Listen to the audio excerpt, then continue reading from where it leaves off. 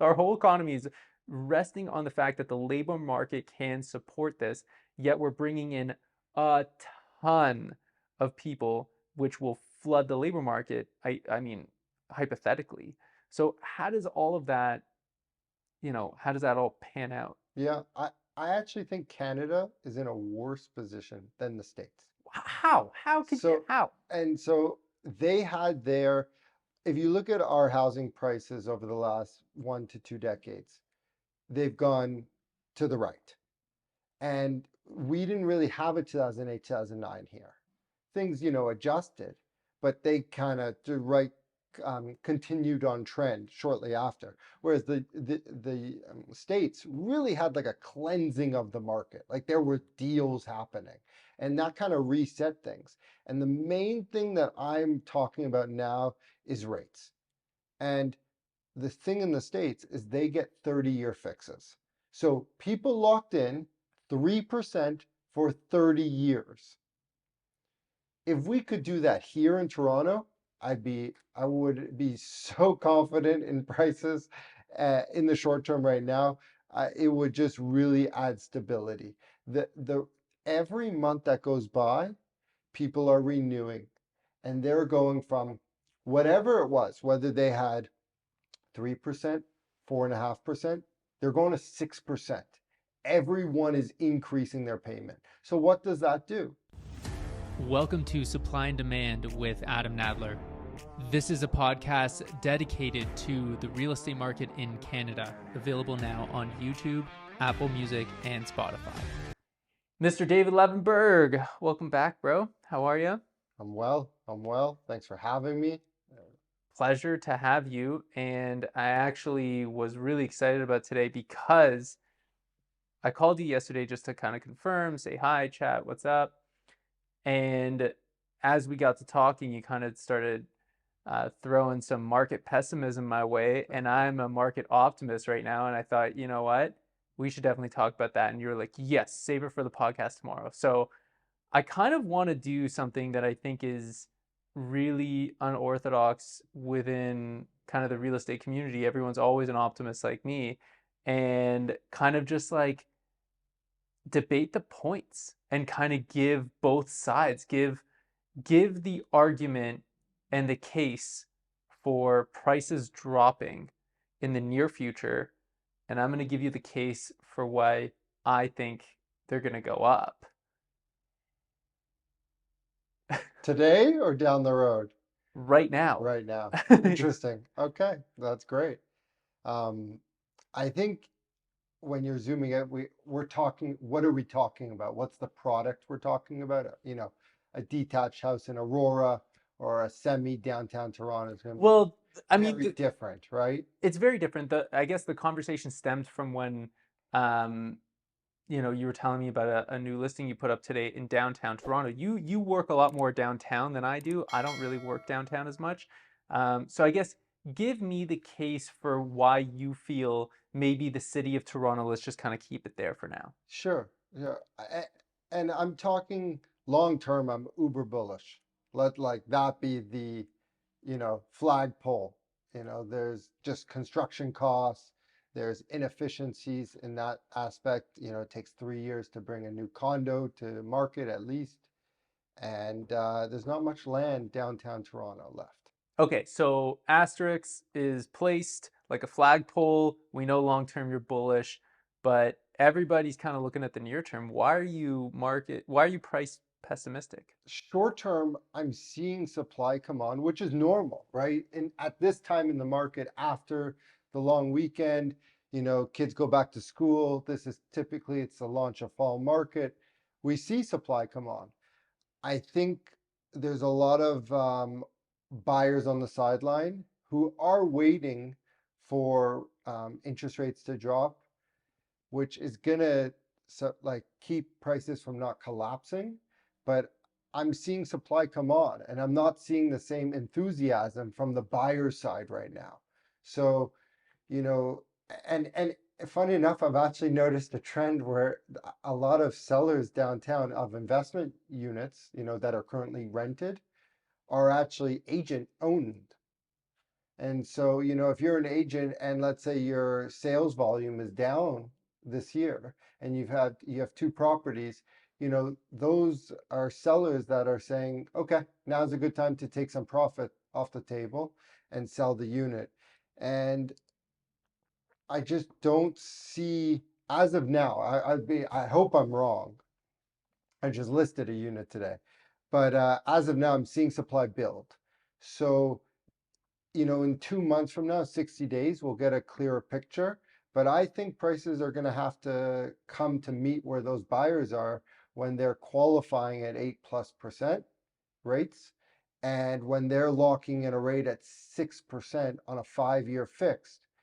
What they're qualifying for what they're able to carry on a monthly basis is dropping. So I think there's a lot of support around the $500,000 to $600,000 condo. I think the higher in price you go, the more competition is going to be difficult in that arena.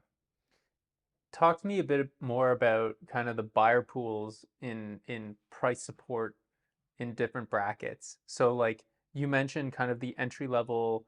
I always like to think of buyer pools kind of in one of two shapes primarily is what we see is either a pyramid shape where you have the biggest buyer pools at the bottom, and then the higher in price you go, things start to taper off in terms of buyer pools shrink, or a diamond shape where as interest rates go down, money becomes more affordable. The mid-range price point, or let's say an entry-level freehold property like a townhouse, Mm. becomes a lot more desirable than a condo where you're holding on to maintenance fees, which is kind of just a black hole for money. So that kind of expands the middle point. We kind of see the buyer pool shape kind of turn into something like a diamond shape. And as interest rates have gone up, you're saying that we've kind of returned more to that pyramid shape, which is something that I've long been talking about on my YouTube channel. But where do you feel like that threshold kind of ends, where buyers stop looking in the city of Toronto because taxes, maintenance fees, we know property taxes now are going to be going up for the whole city. Mm. Where is that kind of price threshold that is becoming extraordinarily difficult for buyers? So I think the two-bedroom, two-bath unit, which has done so well of the last, because people were renting, they could split the rent, right, from getting a two-bed and two-bath, whereas now it's kind of become a two-bed, one-bath situation, to kind of, because rents have gone up so much, that renting pool that they're desiring that product more. So, the condo that's 900,000 to 1 million, and that's a two-bed, two-bath, I think, is gonna, there's not as much appreciation at this point with it, and there might be risk in that point of view. There's a lot of still demand from a rental point of view, because splitting a two-bed, two-bath is still cheaper than getting a one bed on your own, right? But the one bedroom condo for 500,000 doesn't have much price to go down, because the replacement cost is so high, right? Now, everything I'm saying is in context of what's actually happening off the market as well, and what's happening in the assignment market, right? Because we have people that bought condos potentially even at way lower prices than they're trading at today. So they have equity in what they've purchased, but they may not qualify at the new rates. So when they bought that condo 4 years ago, they were probably anticipating that the rate may have been 3 to 4%, whereas now it's 6% and they're qualifying at 8+%. So if they don't qualify for that assignment, that condo, when it's coming to completion, they're forced to sell it. And, there is a large portion that actually has profit in there, so that's okay. But there's a lot of supply in the assignment market, and that is going to take away demand from the MLS market. When I say the assignment market doesn't typically trade on MLS, They're not allowed to be posted on MLS. It's kind of the black market of real estate because it's the wild, wild west. And they don't get full exposure. And that's why actually it's a good place to look for deals because competition is low and you could find uh, a seller who's desperately needs to sell. And so that's where there's opportunity.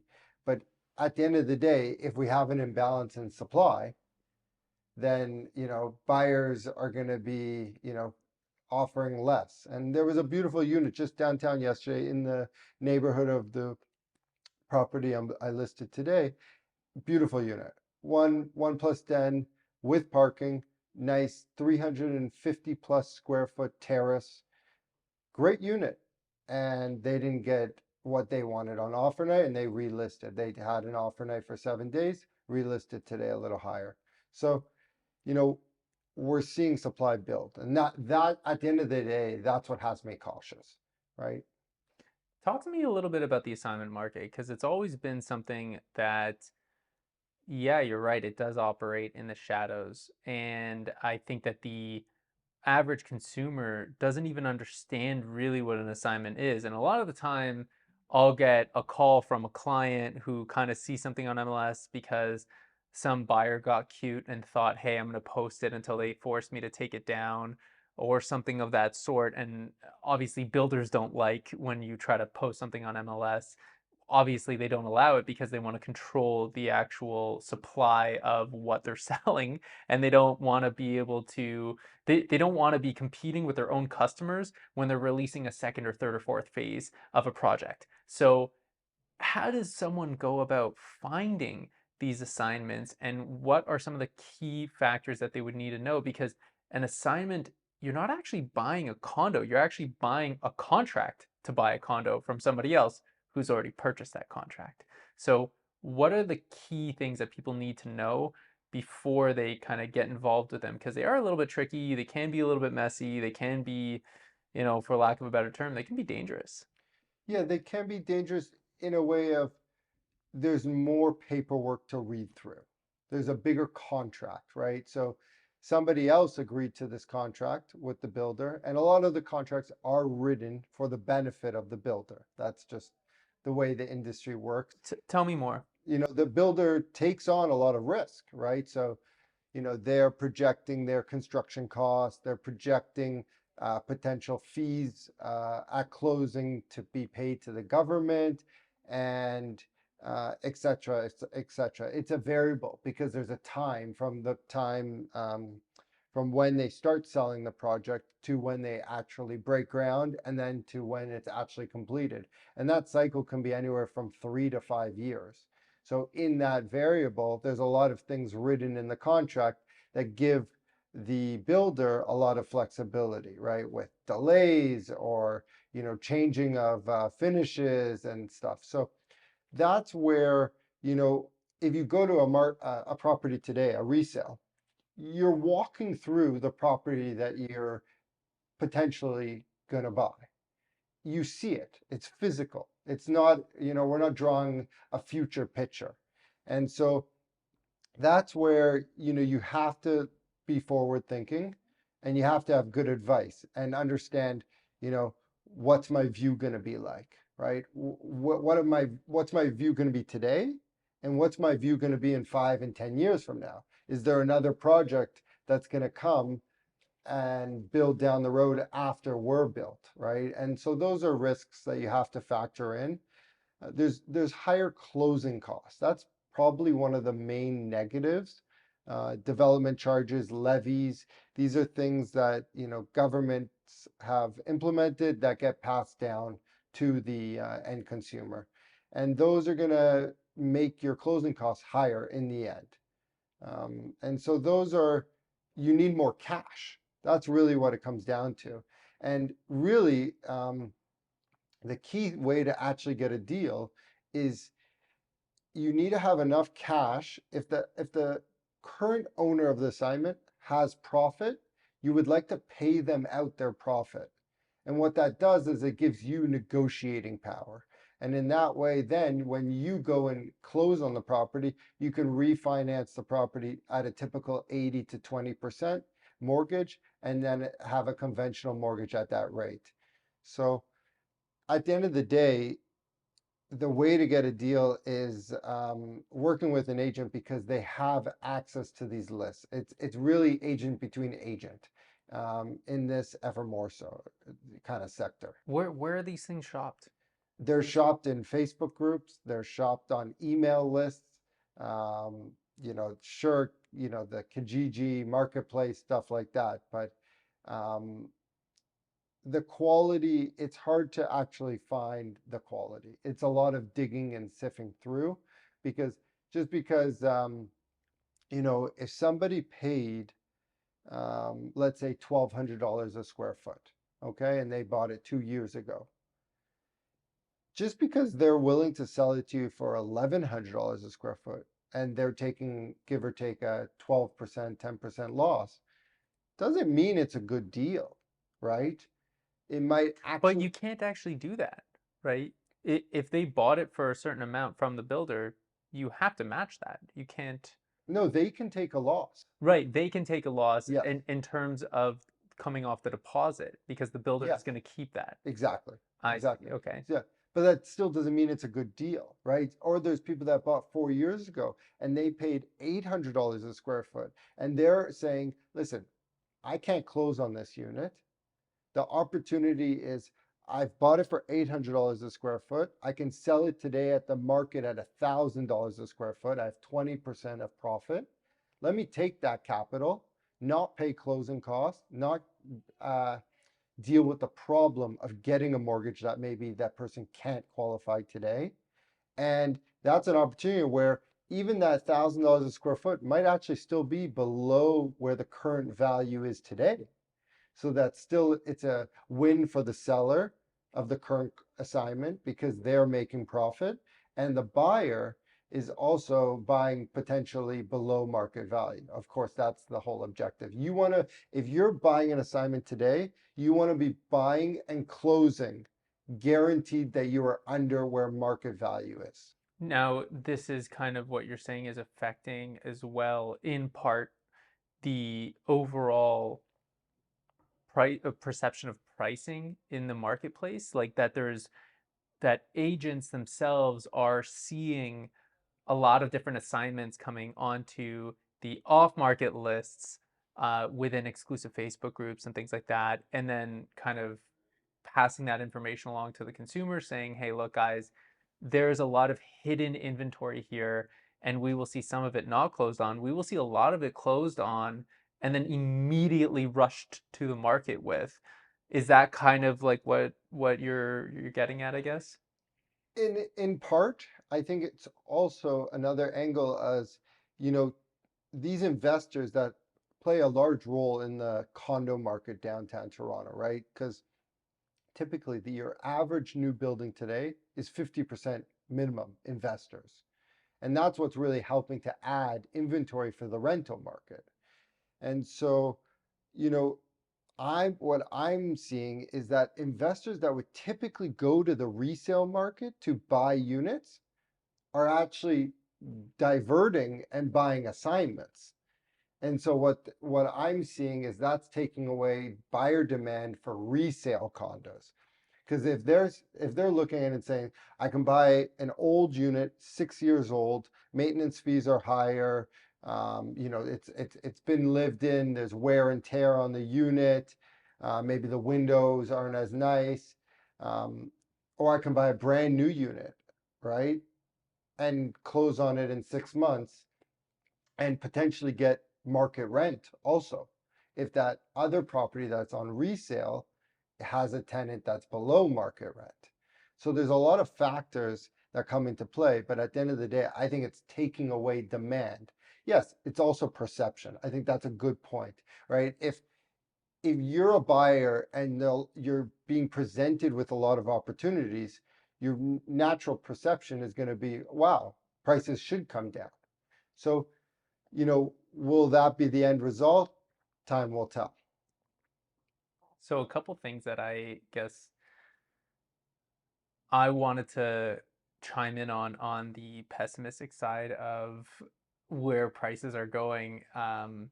Were number one, because I did take a quick peek at what the stats were going into this, because I just wanted to Hmm. know, like, hey, is my optimism warranted, or am I just, being that real estate guy, who's just bullish no matter what because long-term real estate's a good investment? I don't know, right? Yeah. Maybe I'm wrong.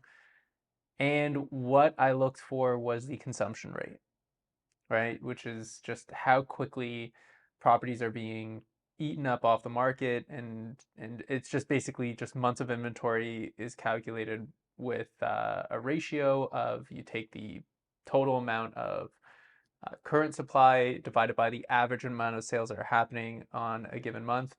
And what I did was I looked for the entire real estate board, the entire Toronto real estate board, which, by the way, now includes Brampton, right? The Toronto Real Estate Board has gobbled up that board, and the Barrie Board, they've also gobbled up that board. Actually, the Toronto Real Estate Board is the largest real estate board in North America. Did you know that? I actually didn't know that. Yeah, we're bigger than the New York board. Wow. Yeah, yeah. So we are just basically gobbling up all these little areas and amalgamating them into the Toronto Real Estate Board. So what I did was I looked at the whole thing.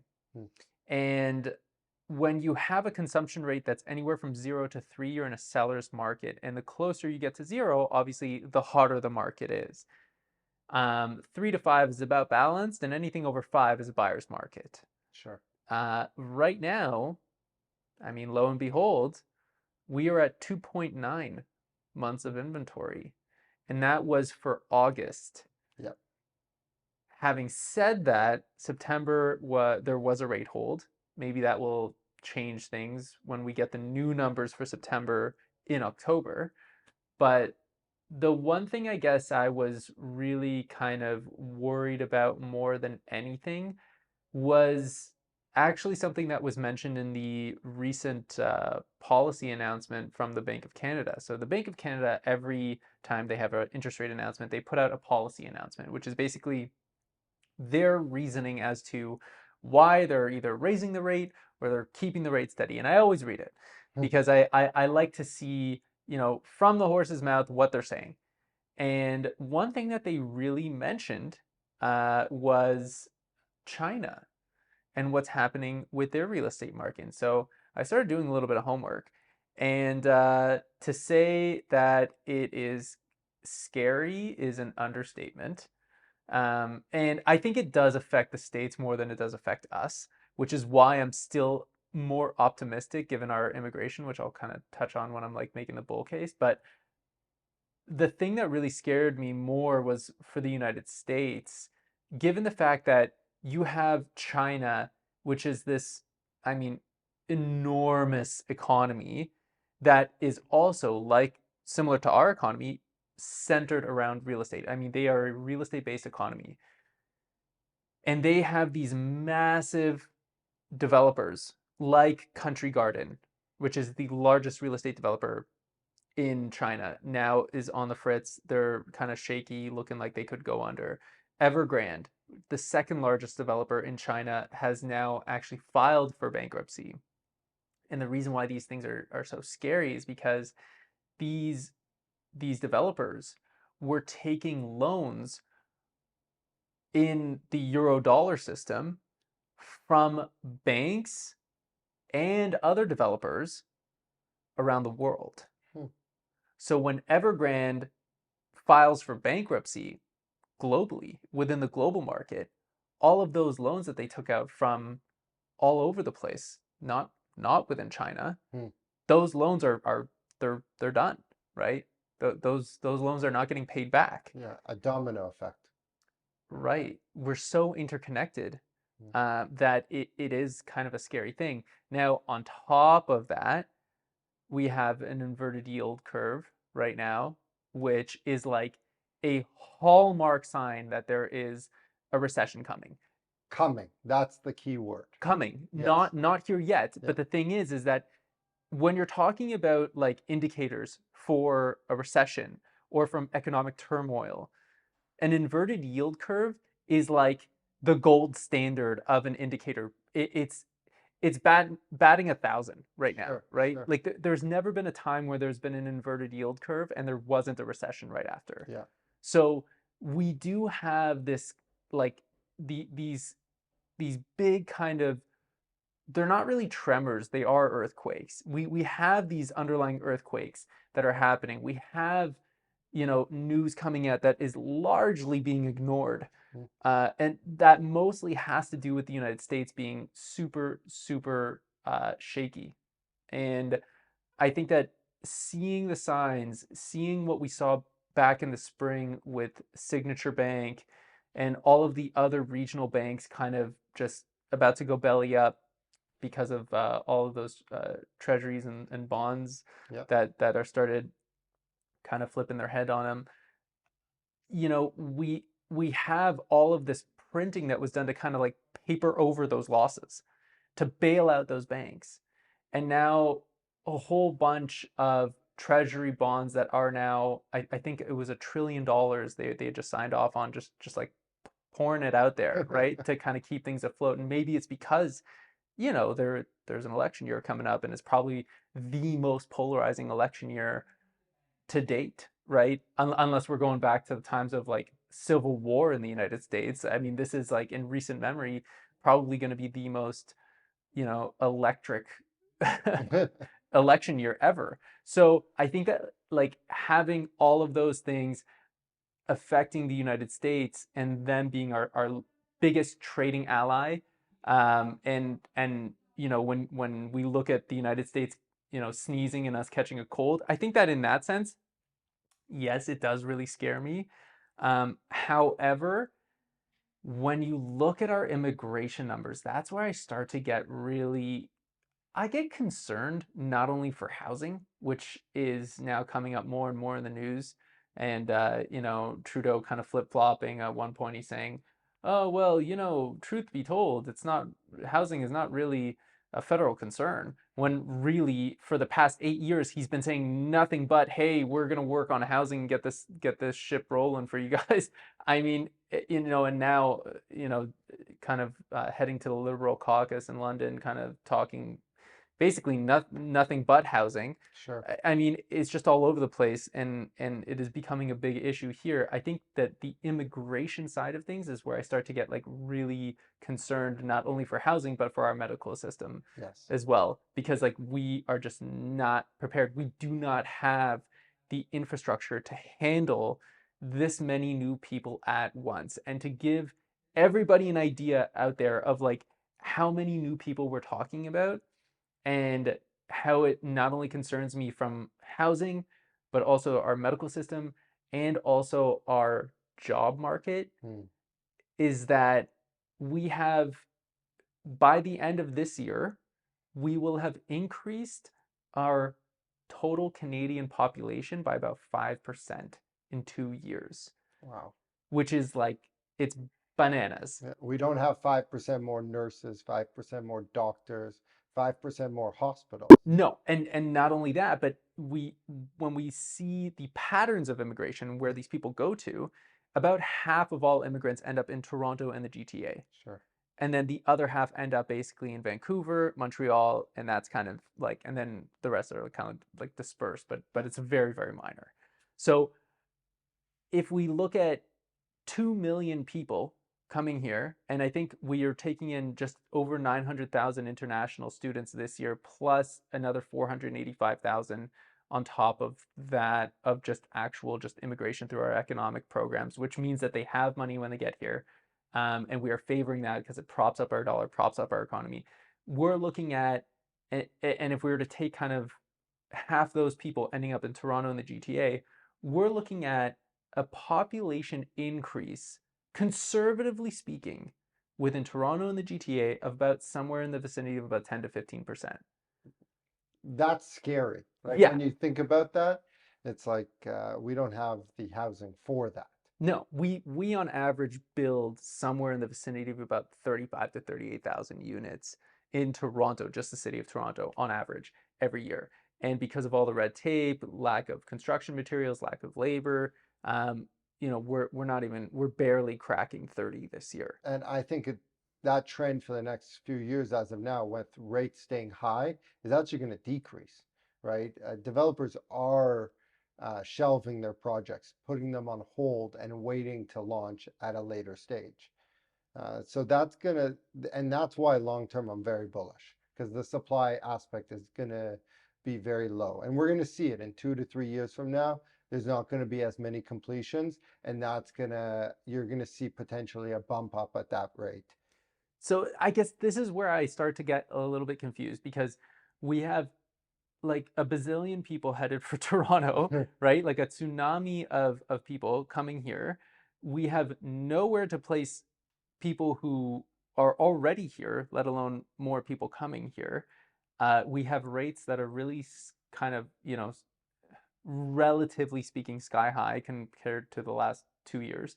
And we have supply increasing or it could be demand decreasing, really, when the months of inventory, the consumption rate goes up. It could be one of the two, right, that affects that. And we don't really know which one it is more than the other at this point, because new listings seem to be seasonally trending the way that they normally would. So Yep. it's kind of hard to say what it is, but we have this like consumption rate nearing on a balanced market, which is strange for Toronto. Being at 3 or above 3 is like very odd for Toronto. Yep. And we have people not being able to afford anything. So price stagnation seems to me to be like more of what we should be expecting. But I mean, I don't know. You tell me, how does all of that play out? How does that cookie crumble when no one can afford anything? We have way more demand for housing than we do have supply, but no one can afford anything. And we have everything resting on the labor market right now. Yep. Everything. I mean, our whole economy is resting on the fact that the labor market can support this, yet we're bringing in a ton of people, which will flood the labor market. I mean, hypothetically. So how does all of that, how does that all pan out? Yeah, I actually think Canada is in a worse position than the States. How could you, So, how? and so they had their, if you look at our housing prices over the last 1 to 2 decades, they've gone to the right. And we didn't really have a 2008, 2009 here. Things, adjusted, but they kind of continued on trend shortly after. Whereas the States really had like a cleansing of the market. Like there were deals happening, and that kind of reset things. And the main thing that I'm talking about now is rates. And the thing in the States is they get 30-year fixes. So people locked in 3% for 30 years. If we could do that here in Toronto, I would be so confident in prices in the short term right now. It would just really add stability. The every month that goes by, people are renewing, and they're going from whatever it was, whether they had 3%, 4.5%, they're going to 6%. Everyone is increasing their payment. So what does that do? That says, I've got to, unless their job, everyone's income is going up, which I don't think that's a blanket statement to just assume. Sure, there are a percentage of people, but that's not a blanket thing that you can be confident in. People are going to pull back spending, whether that's eating out, traveling. And I think recently we just had a negative GDP print, right? And a recession is defined, 2 back-to-back quarters. Well, A technical one. they changed the Sure, definition. sure. They made it 3 consecutive Okay. political theater, They but want they want to stay in office. And right. I don't blame them. I'll change the I blame them. yeah. They moved the flagpole. But what I would say is I think, like you said, our economy is very dependent on housing. The question is, when are they going to lower rates? And the thing in the back of my mind that has me worried is that oil has been spiking recently. And oil going up is actually good for our economy because we produce oil in Alberta and Not a ton, not not as much not as it, we'd like to. not as much. Yeah, pipelines are a whole nother conversation, right? Unfortunately, we end up importing oil, which makes no sense because we should have enough to supply our own demand. Yeah, thanks, Justin. Yes. Hopefully, we get the conservative leader in next round, but we'll save politics for another day. um, so, with oil going up, that's going to have an effect on the upcoming CPIs, right? The Consumer Price Index. And what that's going to do is it's going to possibly get a second wind of inflation coming up, right? Because oil, when that price goes up, it has a big effect on uh, real estate cost there, transporting material, food cost, right? Everything has a ripple effect. Right, it's inflationary. Yes, but it's like the worst one for that one. Right, because when you inflate the cost of energy, you basically inflate the cost of everything. Exactly.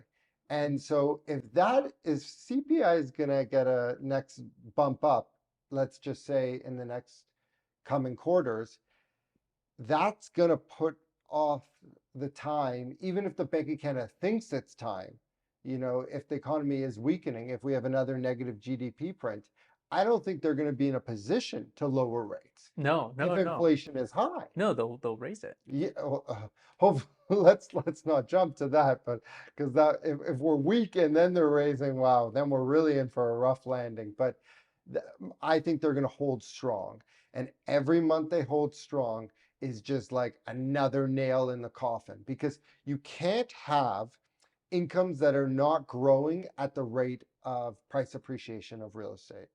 And when you have rates back up at 2 decades highs, there's an imbalance there. At some point, people are going to say, "I can't handle this," right? And I think we're starting to see it, right? With people just realizing, okay, rates are not going back to where they were, and I don't think we're going back to 2% for a long time. So, we're talking about we're at 6%. Are they going to go down to 4%? Let's say that. That's a good drop, right? I think that will help people with affordability. But at the end of the day, why are they dropping rates from 6 to 4? What's happening in the economy? Something bad. Exactly. Yeah. Something bad has happened already. And when it's happening, they're going to be reactionary. They're not in a position to be forward looking, right? They're not in a position to say, oh, we just had a negative GDP. Maybe we should really do a quarter point cut or a 50-point cut. They're not in that position now. So this is going to get pushed and pushed and pushed. And eventually, there's going to be some dominoes that are going to happen.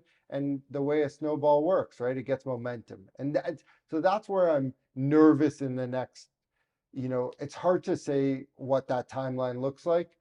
Could it be 6 months? Could it be a year? Right?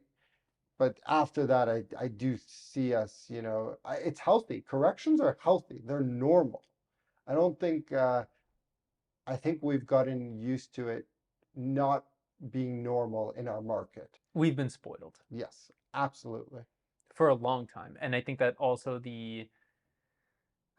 I guess the way that you describe that with the 30-year fixed, I mean, it is a really good point. Like we have big differences in the way that our mortgage system works compared to our neighbors to the south.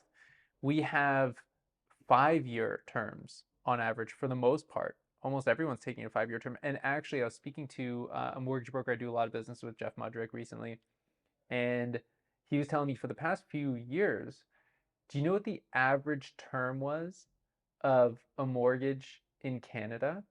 No, that's a good, I'm curious to know. The average length of a term, not what people were taking, but the average length Like of the a mortgage. amortization period? No. The average length of how long a term typically lasted. They were locked in for. No. So people would take a 5-year term, Yep. right, with a 30-year amortization, but the average term the average length of a term didn't actually go to maturity. it didn't go to 5 years. So the average length of a term in actuality was 3.8 years, Interesting. as opposed to the 5 year term that they signed on for, meaning that over the last few years, we've seen incredible amount of movement in sales volume due to that movement, due to people not taking their mortgage to term, because variable has been the way to go for a long time. Well, that's And the penalties for refinancing or moving on a variable rate are very low. I think they're like 3 months interest. yes, exactly. So you had all this movement, and now people are, scared, putting in these fixed rate mortgages, locking them in, and we had a bit of a gap that I think people online, especially on YouTube, kind of doomsdayers are I guess maybe not fully aware of the precautions that Canada had taken in a regulatory sense to mitigate a bit of that risk of just like massive increases in interest rates with things like the stress test. For those of you who don't know what the stress test was, it was basically you had to qualify at a much, much, much higher rate than you were actually going to get. So what the government, and this has been in place for years, I think we did it in what, 2017, Yeah, 2018? exactly. So it, even though you were going to get a rate of like, let's say 2% in 2017 or 2.25%, and you had to qualify at a 5% rate. So as if you were going to take on a 5% rate, and they would underwrite you as if that was what was going to happen. And so the gap in terms of what people had taken on 5 years ago when they go to renew now is not going to be as big as it would have been. So we do have like a bit of buffer there. Still, a 1% difference is, I mean, we're talking like, most people in Toronto are sitting on a ton of debt. It's not surprising to see people with $700,000-800,000 of a mortgage, right? That's not It's like, common. right. It's not unusual. A 1% difference at that is a big difference, but it's not necessarily a difference that's gonna, you know, it's like you got to stop eating your avocado toast on like Saturday brunch, Yeah, like you've got to stop doing that kind of thing. But totally. I think people are going to tighten the belt in that respect, and I don't think that we're going to see doomsday collapse. The thing that, like I said, scares me is kind of the external factors that we're not seeing. When there's an inverted yield curve, something is happening. Like there are larger tremors at play that are being papered over right now that we are not seeing. And if a black swan event does happen, we're all in big trouble. Everybody, the whole global economy is in big trouble. And it just seems like there's something coming that nobody can really know what it is. It could be war, it could be whatever, right? Not to mention the fact that these big events give governments an excuse to lower rates, turn on the money printers, and go nuts, right? It kind of begets the question of, if none of the numbers make sense, what do you do to prepare for something bad that is coming down the chute? Yes, having cash reserves at the end of the day. Actually, last time I was here, I mentioned there was a HELOC change coming, right?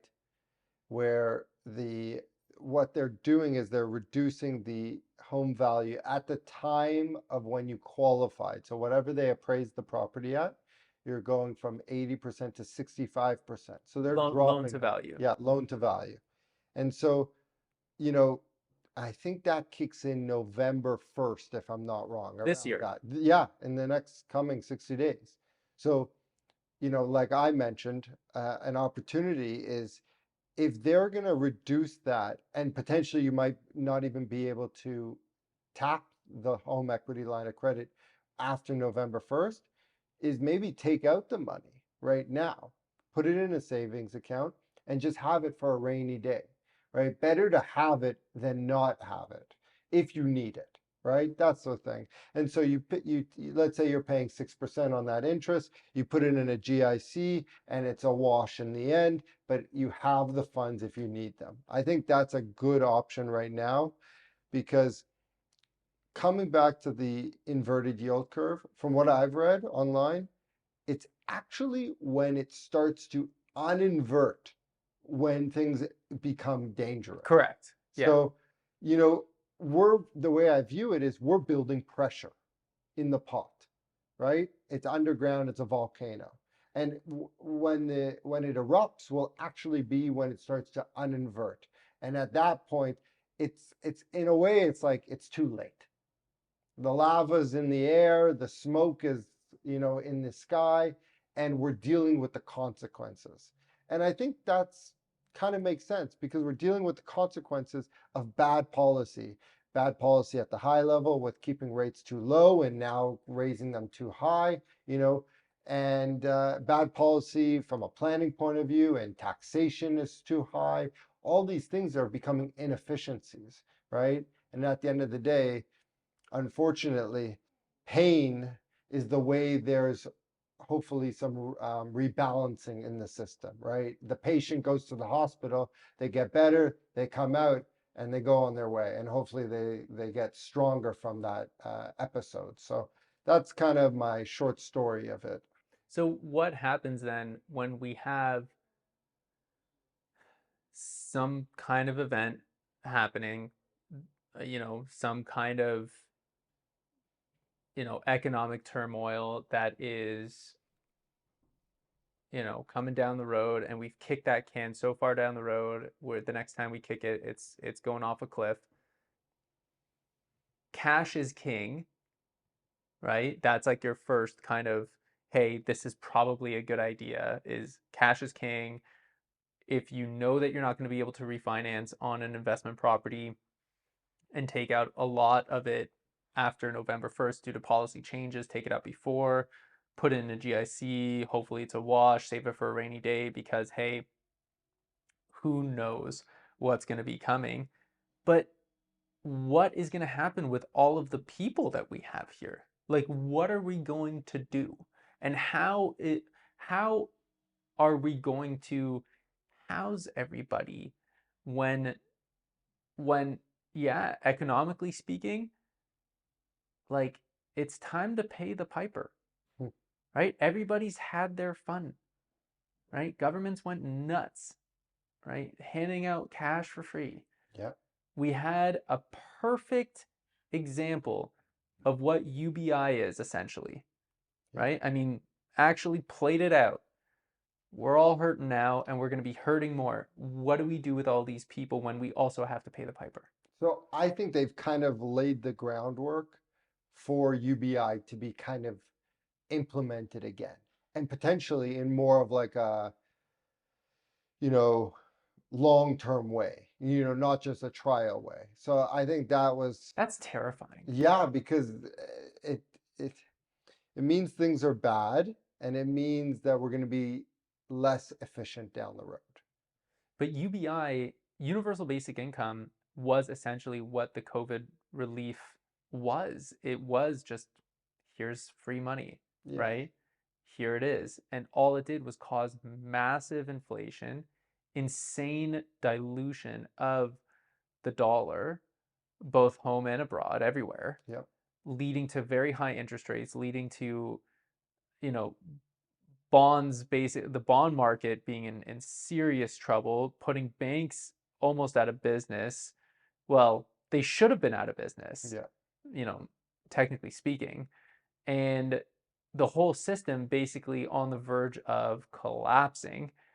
How is now putting UBI into place going to be a solution for this? I mean, I don't disagree with you that I think it could be a possible solution that is proposed in order to give people enough money to house themselves, but I don't see that as making a ton of sense. It may be just a kind of a band-aid for the moment. Is that kind of what you're saying? Well, they just did a Band-Aid, right? Didn't they just do another $500 like rent rebate to low income, which, you know, I'm not, I don't have a personal opinion on that, but that's if they're doing that, that's another form of it, right? So it's still continuing, right?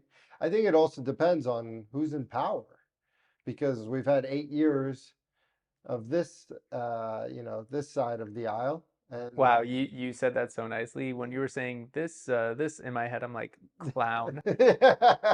I, I held back. I Yeah. held back, but I'm also very optimistic. Just on a political note, I really stay out of politics. I really don't usually have interest in it. You know, I But used to. I used to, especially on my YouTube channel, I used to be like, maybe I should be politically agnostic. yeah, And at the end of the day, I'm kind of like, "Ah, this is just who I am. I am who I am. And I I am not a fan of Trudeau. mm. I mean, that's like putting it super mildly. But yeah, sorry, go on. Yeah, but I'm optimistic of who could come in his place. Pierre. Yeah, I think Pierre's got the right aspect. I like the way he communicates. He comes across very honest now. When they get into power, that will be another thing. Will his policies actually be implemented like he was telling them during the campaign, which is now, right? But he's got momentum. He's the leader right now, from what I see. And to be honest, I don't see a way. I would be shocked if he loses. I think it's his to lose now, because Yeah. the current situation with, as you refer to, the clown, is he's shot the bed. I think he's getting it from all angles. Internationally, he's getting horrible press, and domestically. Listen, he's got a tough situation, like with imbalances in housing and immigration. There's a lot of things that sure are headwinds, but at the end of the day, he hasn't done positive things. Like he's squeezed the lemon that was so good already. And unfortunately, I think at this point we need, or fortunately, we need fresh blood. We need someone to come in with a different plan, because whatever we've been doing the last 8 years have not led to a good result today, right? And I think Pierre really kind of connects more with the common person out there, and I think he's um, got a good basic view on what needs to change out here. And one of his first steps will be, I hope, and he's campaigned on it a lot, which is scrapping the carbon tax, which will lower instantly oil prices, gas prices, which will have a positive effect in the economy throughout. 1000%. In fact, the Bank of Canada, Tiff Yes. McClem himself, the governor of the Bank of Canada, said in a press release, not this past announcement, but the announcement in July, I believe, that the carbon tax is inflationary. Yes. It is leading to more pain, and people can't take it right now. Like we are way too shaky, economically speaking, at the fundamental level of people being able to actually afford their cost of living, to feed their kids, to have something like this. Absolutely. Because at the end of the day, in the last, let's say, just say 5 years, incomes have not grown with the cost of living. You can look at food, gas, housing. It's the metrics don't make sense anymore. And that's why I'm hesitant, because I think I speak to a lot of potential buyers on a daily basis. A lot of them are waiting. They're on the sidelines, which tells me long term, totally. But in the short term, at this stage, a lot of them are hesitant. And I think there's a growing number of people that need to sell.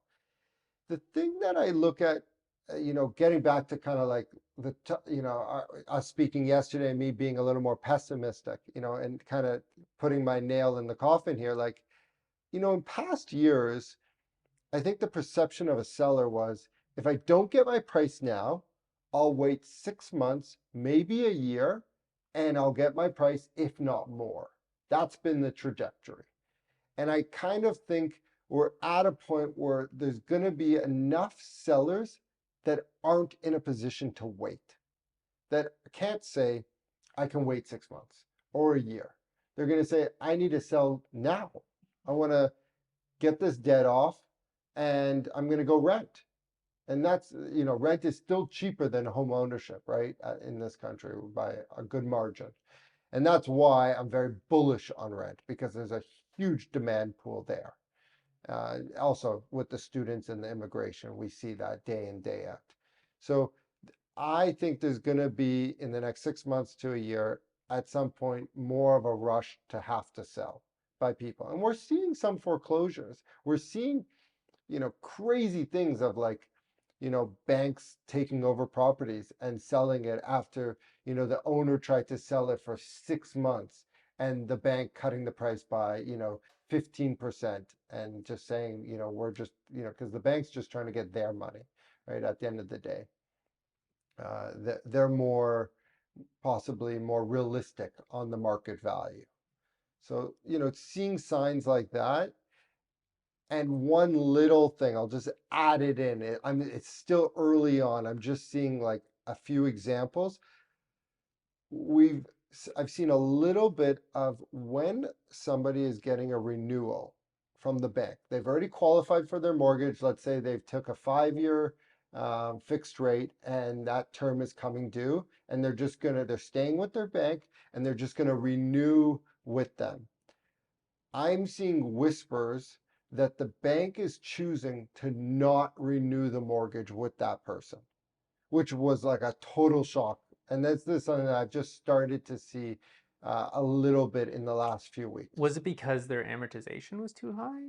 Amortization, or even like their credit was too low. Like it's like there was a shift in the quality from a financial position of that borrower. And see, this is where I actually start to lean the other way. Hmm. Actually, it's on these points where I start to even see the other side of the coin, where I start to say, well, actually there's a way out when it comes to banks, because at the end of the day, we have a largely centralized banking system, right? We have 5 big banks. We call them the Big Five. Yeah, and they're right? getting even bigger, right? HSBC is getting taken over. Right. Yeah. So we have all of these, banks that are in bed with the government, that where the government and these Big Five banks need to work together to keep the ship afloat. That is what it is. And if real estate prices start to tumble and people need to sell and supply starts to flood the market, that's very, very bad for the banks, because every single seller out there is a partner with the bank.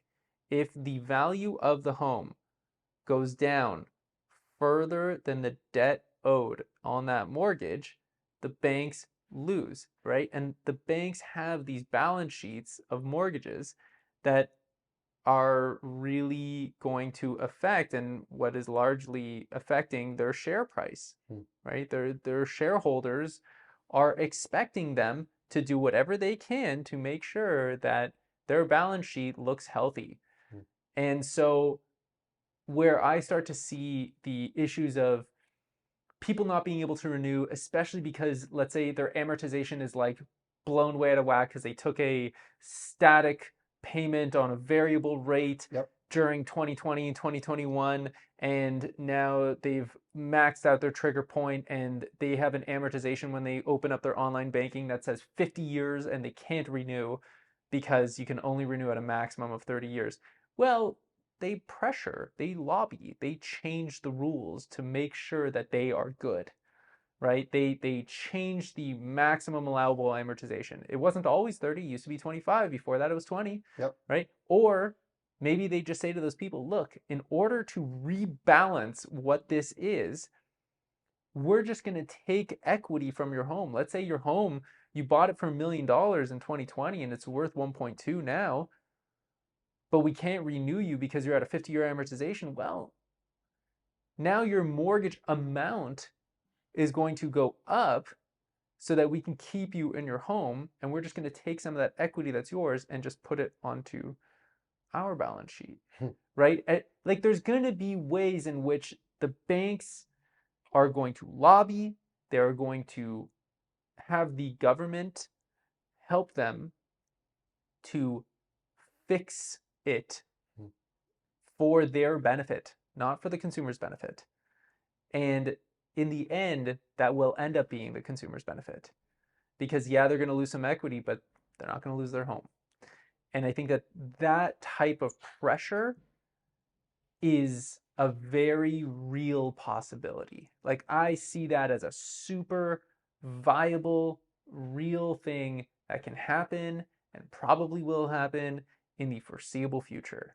So that's kind of like that whole mess is where I start to, maybe it is me strapping on my tinfoil hat a little bit, but I mean, this is what happens. This is what we see happen every single time, is that banks start to get into trouble one way or another. They got greedy, they got over anxious, and then, and then they turn to the government and in one way or another get bailed out. Yeah. And this has already happened once this year in the States. Why wouldn't it happen here? What's the difference? I would say it actually has to happen here more just because the banks are, like you're saying, we have five big ones, right? So like if one's in trouble, it matters so much more, right? Whereas the States has, a whole regional bank sector that we don't really have here. So from that point of view, I agree. I do think the government would take action if it came to it. The question is like, I'm not projecting like a 20%. I don't think we're there. I think, I'm anywhere from 3 to 5% decrease. Could it get up to 7, 8% potentially? This year. This, I would say, between now and 1 year, a year from today. That's when that is. I don't know. I think the dip will get bought. I don't think we're going to stay there for, years to come. I think we're sideways to down. So you think we're looking at a W-shaped recovery? Uh, yes. If in depends depends how long they wait on rates. That's the unknown. To project what the government is going to do is very difficult when they've historically done the wrong thing. Right. And so They've always waited too long and then overreacted. so my confidence there is low. If I would, unfortunately, like, so if they removed the carbon tax and oil came down and CPI came down and that gave them the justification to potentially be cutting rates now, I'd be a lot more bullish, to be honest. But like every month that we go by with rates being where they are, I get a little more nervous. That's where I stand today. Damn. That was one hell of a mic drop. Well, I mean, this is where things are going to get interesting, and we're going to have to keep doing these podcasts as time goes on. And I like it's kind of fun to strap on your tinfoil hat a little bit, especially when it comes to economics, because there's so many things to look at. There's so many different things that are interacting, and nobody can really anticipate it. These equations that economists do are enormous. I mean, they're just impossible to understand. That's why, it's within STEM, it's always kind of a joke of like, is economics really a field, right? Because it's just impossible to actually, you know, it's impossible to determine what the hell is going on, right? I mean, you have like all of these central bankers kind of making decisions based on these economics calculations, right? Like the Phillips curve. You remember that one? Yeah. And then inflation started going nuts, and then they turned around and said last year, well, turns out the Phillips curve was wrong. So we're gonna change that up. So I think it's fun to look at those things and kind of make these determinations just out of like a sense of uh you know our job is to watch the market. Our Yes. job is to kind of speak what our thoughts are about what's happening, to kind of be a bit of a canary in a coal mine in that sense for our people that we're servicing, and help them navigate those minefields. And right now, there is so much happening, Yeah. and there is so little certainty. And I'm excited to see what happens. We should definitely do a podcast right after as well, and as well leading up to the next interest rate announcement, which is October 25th, I believe. Yeah. So we should definitely kind of see how the cookie's crumbling, because man, oh man, is this going to be a doozy. Totally, totally. And just a note on that is they're looking at backward information largely, right? They're not sitting and trying to project forward as much. They're looking at old information. And that's why they typically get it wrong, right? Their indicators, for what it is not great. No, So they they haven't. haven't innovated with today's information. Not even close. They have a lot of lagging indicators. We have very few leading indicators. Exactly. I think one of the very few leading indicators that we do have is a supply chain. Yep. Apparently, the supply chain is, I mean, according to Benjamin Talon, I mean, he's brilliant. So Sure. I'm just going to go ahead and trust him. But he said that I was at a real estate conference, and he was one of the speakers, and he was saying that it is a leading indicator. So the more the supply chain cleans up, the better outlook there should be in terms of inflation. Yeah. So having a more well-oiled supply chain, which is not an easy thing to have, especially if China's in trouble. Just gonna Jacob Tutu that Yeah. for a second. Axorus. Yeah, yeah. So we'll see, but I'm hoping that we have a good fall, and I'm hoping that everybody out there who is listening to this is, buckling up, staying safe. Like David said, cash is king.